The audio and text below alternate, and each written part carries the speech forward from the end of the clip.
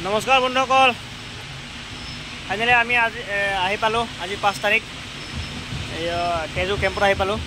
ভাত খাব লৈছোঁ আমি। এয়া চাওক কি আছে আমাৰ আইটেম। ঢেকীয়া, এইটো চেঙেলী মাছ আৰু ভোট জলকীয়া, বিলাহী চাটনি, পিঁয়াজ, ভোট জলকীয়া, এইটো মূলাই আৰু মাছে। এইটো চাওক কিমান ডাঙৰ ডাঙৰ মাছ।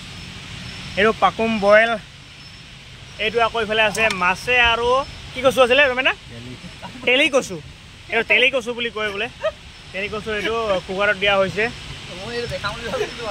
কোনটো গৰম আছিলে নেকি? অঁ, হাত জ্বলিছে কেনে? আৰু অৰুণাচল বুলি ক'লেতো চবচে মানে পিয়ৰ বস্তুটো, মানে পিয়ৰ নহয়, মানে এইটো সকলোৰে প্ৰিয় চেঙেলী মাছটো আছে। আকৌ এইটো আছে, আকৌ কিংফিচাৰটো বহুত কম দামত পায় ইয়াতে। অৰুণাচলত আহিলে মানে এইটো অলপ মানে হৈ যায় আৰু আপোনালোকে বেয়া নাপাব।